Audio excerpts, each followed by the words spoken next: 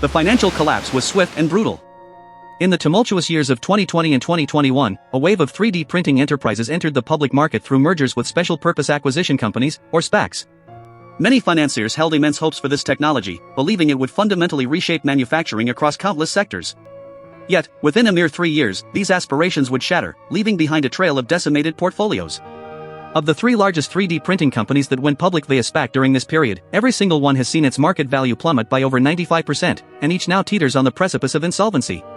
The question isn't if they failed, but how such a promising vision could unravel so completely, a story that begins long before these recent bankruptcies, tracing back to an earlier, forgotten era of inflated expectations.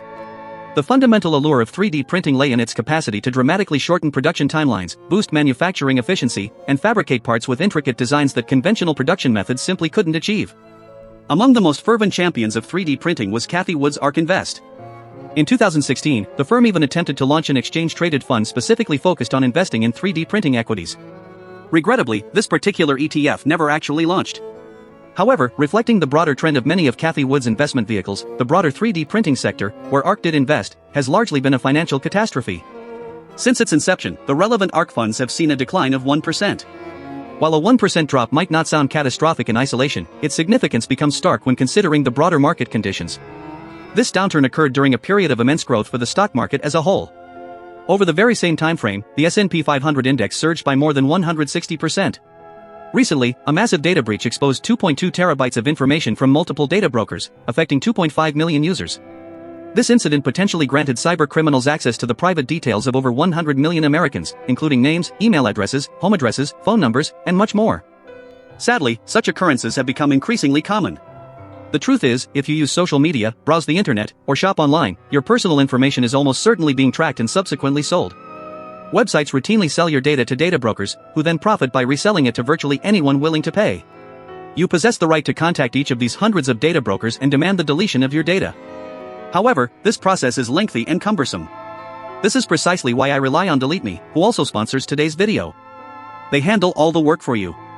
Simply input your information and they will automatically contact hundreds of known data brokers, compelling them to remove your data. Within 7 days, they provide a report detailing all the personal data they've successfully removed for you. Just look at the multitude of data brokers that held my personal data. DeleteMe has already eliminated them. As a result, I've observed a substantial reduction in spam emails. You can now receive 20% off DeleteMe US consumer plans by visiting joindeleteam.com/WSN or using the link in the description below and applying the promo code WSM at checkout. Our thanks to DeleteMe for their sponsorship, and now, let's return to the story of 3D printing. A particular chart effectively illustrates the psychological journey surrounding 3D printing. 3D Systems Corp, one of the pioneering companies in developing 3D printers, conducted its initial public offering on the New York Stock Exchange way back in 1988. For the ensuing 2.5 decades, it struggled as a microcap firm, failing to identify sufficient real-world applications for its 3D printers and generating only minimal revenue. Very few investors paid any attention to 3D printing during this period. This began to shift around 2012, when the first wave of fervent excitement, which we'll refer to as the consumer hype cycle, commenced. At that time, several companies introduced 3D printers costing only a few $1,000s and compact enough to fit inside a home. These printers operated by heating plastic to extremely high temperatures and extruding it through a tiny nozzle. The nozzle would move back and forth, building up each layer on top of the previous one until the object was completed. This process allowed for the creation of custom objects, prototypes, or replacement parts directly at home or in a small workshop. The prevailing idea was that 3D printing would become so straightforward that any hobbyist could utilize it. If you wished to fabricate a small trinket or a spare part, you could simply download a design from the internet and print it within a few hours, eliminating the need to visit a store. Numerous analysts and commentators foretold revolutionary outcomes. For instance, in 2012, Wired magazine featured a cover story proclaiming that 3D printers would fundamentally alter the world. The article boldly predicted that, likely within the next few years, the market would be prepared for a mainstream 3D printer, sold by the millions at retailers like Walmart and Costco. Wall Street swiftly embraced this wave of enthusiasm. In 2010, 3D Systems stock was trading at approximately $4 per share. By its peak in 2014, its value had multiplied by 25, reaching nearly $100. Unfortunately, the reality fell far short of the hype. In theory, 3D printers enable anyone to download a design and print it at home. In practice, the process is considerably more intricate. These machines are frequently temperamental, with many components prone to jamming or malfunction. They demand constant upkeep that most individuals are not equipped to handle. While numerous pre-made designs are accessible online, the true value of 3D printing lies in crafting custom parts, a task that necessitates mastering complex design software. This steep learning curve requires substantial time and effort, and the eventual reward often proves underwhelming. Consumer 3D printers are generally restricted to soft plastics, which are unsuitable for durable or mechanical components. The finished prints frequently exhibit imperfections such as rough edges or fraying. Moreover, the plastic filament used in these machines is quite costly. For most household items, it is far more economical and convenient to purchase a similar product online than to print it oneself. The predictions that every family would possess their own 3D printer never materialized. Chances are, you don't own a 3D printer, and you likely don't even know anyone who does. That said, some hobbyists do utilize 3D printers, and certain companies employ them for creating prototypes of new products. Examining 3D Systems' financial performance reveals that their revenue did indeed increase significantly during this period, surging from $160 million in 2010 to over $600 million in 2014. Despite this robust revenue growth, their profitability suffered a massive blow. While they had previously been profitable, they reported an operating loss in 2015 and have continued to lose money ever since. So, what exactly transpired? The concise answer is intense competition from China. Soon after the hype began, dozens of Chinese manufacturers started producing consumer-grade 3D printers at extremely low price points.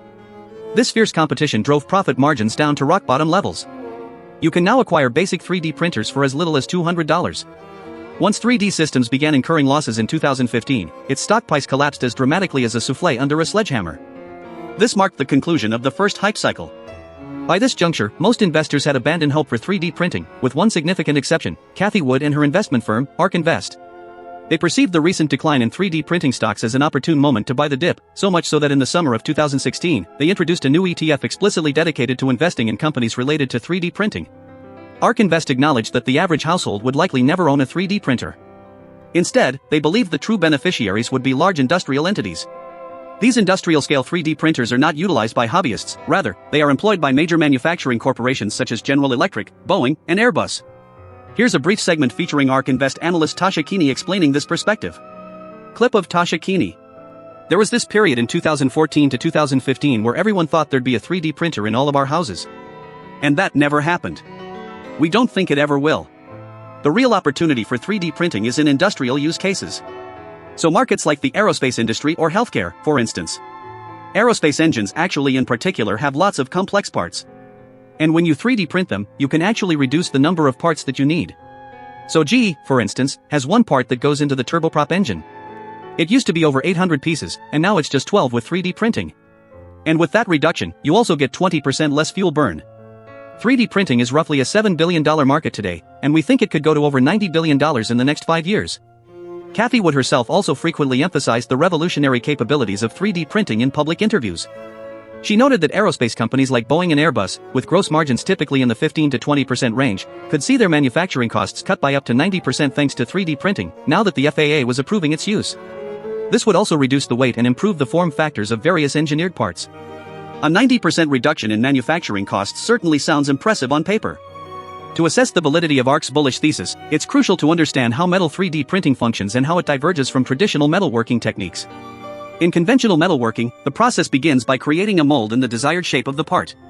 Liquid metal is then poured into this mold to form the component. There are inherent technical limitations to the complexity of such a mold. For intricate parts, it might be necessary to mold individual sections separately and subsequently weld them together. For extremely complex designs, traditional methods may not even be feasible, meaning these limitations must be considered during the design phase of new metal parts. 3D printers, conversely, start with a fine metal powder. A laser then strikes this metal powder, melting and fusing it together, layer by layer. There are several distinct advantages to 3D printing. Firstly, new products can be designed entirely using software. Once a design is finalized, a functional prototype can be produced within days, or even hours.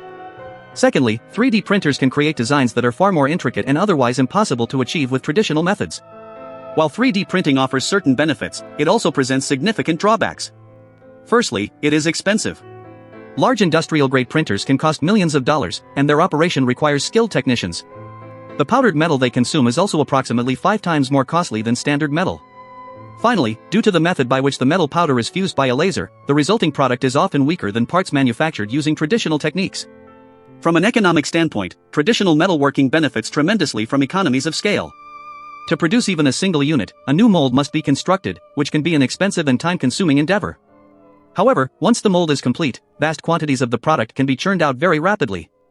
As production increases, the cost of the mold is amortized across a greater number of units, causing the total cost per unit to converge to only slightly more than the cost of the raw materials. The cost curve for 3D printing, however, looks markedly different. Setup costs are very low, but the variable costs are substantially higher. This is attributable to the high cost of the metal powder, as well as the considerable expense of the printing machines themselves. Each printer might take many hours to produce a single unit, so if production needs to be scaled up, more 3D printers must be acquired, which is a very expensive proposition. For the vast majority of metal products, 3D printing does not, and likely never will, make economic sense.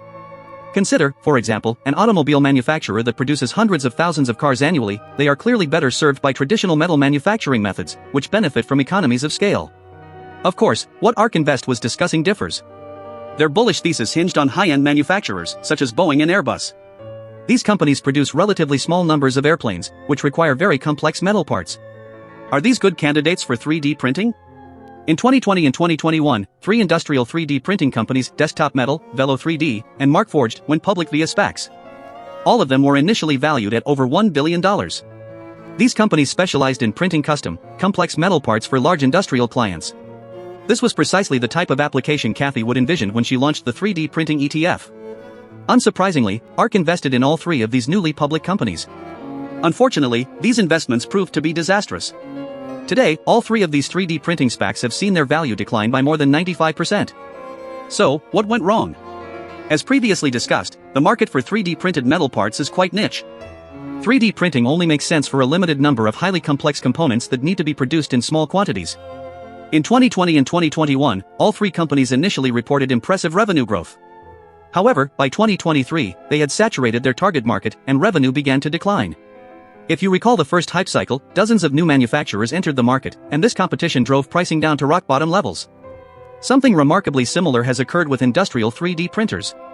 The core aspects of metal 3D printing are not patentable, leading to the proliferation of dozens of manufacturers worldwide. This has similarly pushed prices downward. Since going public, Desktop Metal, Velo 3D, and Markforged have all reported substantial and growing operating losses.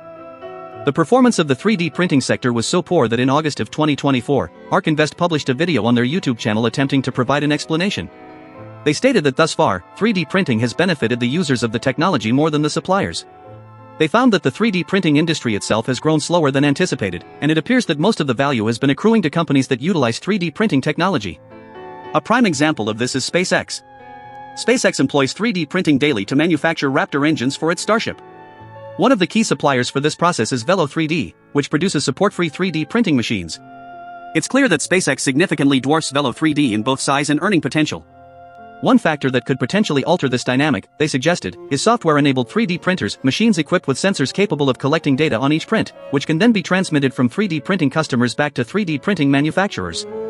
This information could then be used to continuously refine the printing process.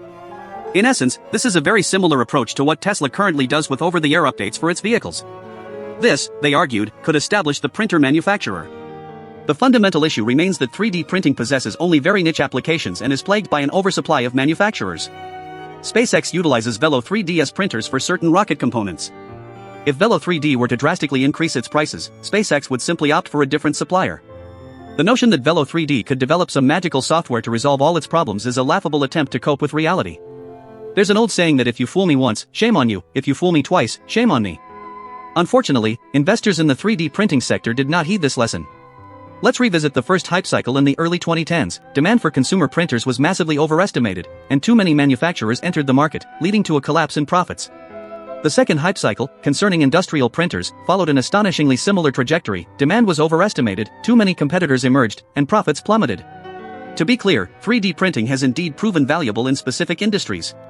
Companies like SpaceX, G, and Airbus leverage it to produce critical components such as rocket engines and aircraft parts. However, these applications remain highly specialized, which has limited broader adoption. Growth-focused investors, including Cathie Wood, frequently identify early-stage innovation and then overestimate its transformative potential, projecting widespread disruption. Thus far, these bullish projections have rarely come to fruition.